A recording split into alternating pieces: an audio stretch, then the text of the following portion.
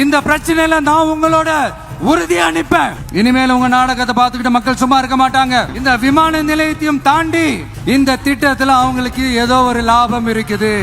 அத நம்ம மக்கள் தெளிவா புரிஞ்சு வச்சிருக்கிறாங்க.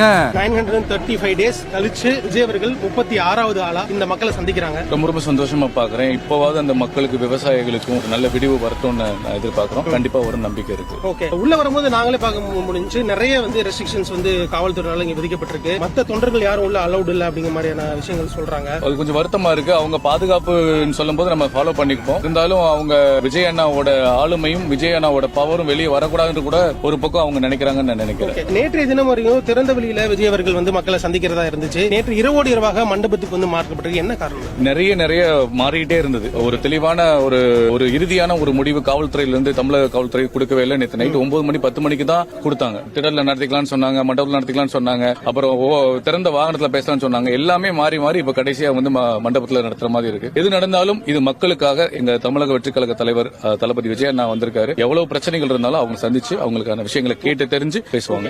சமீப காலமா விஜய் அவர்கள் மீது வைக்கப்பட்ட ஒரு மிகப்பெரிய குற்றச்சாட்டுங்கிறது வீட்டை விட்டு வெளியே வர மாட்டேங்கிறாரு அப்படின்னு நிறைய அமைச்சர்களுமே கடுமையா சாடி இருந்தாங்க. கிட்டத்தட்ட இந்த மக்களை சந்திக்கிறது இன்னைக்கு வராரு.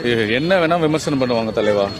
அதுல உண்மையான விமர்சனத்துக்கு மட்டும்தான் நம்ம பதில் சொல்லணும். தேவையில்லாத விமர்சனங்களுக்கு, பொய்யான விமர்சனம் நம்ம பதில் சொல்றது நம்ம நேரம் வேஸ்ட். தளபதினால பயம் வந்துடுச்சு. இன்னைக்கு கட்டுப்படுத்தலாம், ஆனா வருங்காலம் எங்களை கட்டுப்படுத்தவே முடியாது.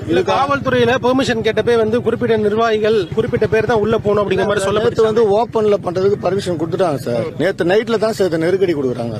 பகல்ல நான் நேத்து என்ன இது கொடுத்துட்டாங்கன்னா ஓபன்ல தான் உங்களுக்கு கிளீன் பண்ணி நீங்க பண்றதுக்கு தளபதி ஜீப்ல நின்று பேசுறதுக்கு அலோடு கொடுத்துருக்காங்க. அதை இன்னைக்கு எல்லாத்தையும் இது நாளைக்கு கட்டுக்கடங்காம இந்த கூட்டம் வரும் தெரிஞ்சுதான் இதை பண்றாங்க. வேற எதுவும் கிடையாது. தளபதி மேல இருக்க பயம். தளபதி வந்துட்டாலே பயம் தான். அதுக்கப்புறம் இன்னும் இது சாதாரணமா இருக்குது. இன்னும் விட்டா இந்த 15 கிலோமீட்டர் தான் ஜனங்க நிக்கும். அதிகப்படியா விஜய் அவர்கள் மீது வைக்கப்பட்ட விமர்சனம் அப்படின்னா பனையூர் வீட்டுக்குள்ளே இருக்காரு, வெளியில வர மாட்டேங்கிறாரு அப்படிங்கிற விமர்சனம் சமீப ரீதியா அதிகப்படியா அவர் மேல வைக்கப்பட்டுச்சு சார். ஆனா இந்த சொல்லி ஒரு வாரம் கூட ஒரு மினிஸ்டர் பேட்டி கொடுத்தாரு. அவர் வீட்டிலே உட்காந்து சொன்னார். இன்னைக்கு வீட்டுக்குள்ள உட்காந்து முதல்ல வெளியில வரும்போது இந்த பயம் அவருக்கு நாளைக்கு இன்னைக்கே தெரியும். இப்பயும் அவங்களுக்கு தெரியும் அந்த பயத்தை பத்தி. தளபதி வெளியில வந்தா என்ன நடக்குதுன்றது இன்னைக்கு தெரியும். பாருங்க, அவர் அந்த மந்திரி கூட இன்னைக்கு பயப்படுவார். எல்லா வண்டியும் எந்த வண்டியும் பிளாக் பண்ணிட்டாங்க. எந்த வண்டியும் உள்ள விடல.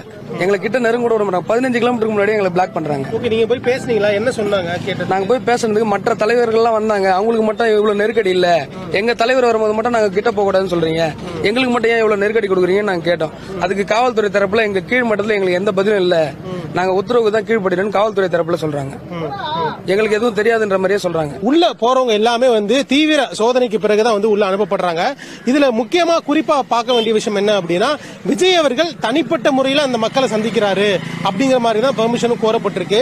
இதனால இங்க வரக்கூடிய தாவேகாவினர், ரசிகர்கள், அப்புறம் கட்சி நிர்வாகிகள், தொண்டர்கள் என அனைவருக்குமே உள்ள செல்வதற்கு அனுமதி அப்படிங்கிறது மறுக்கப்பட்டிருக்கு.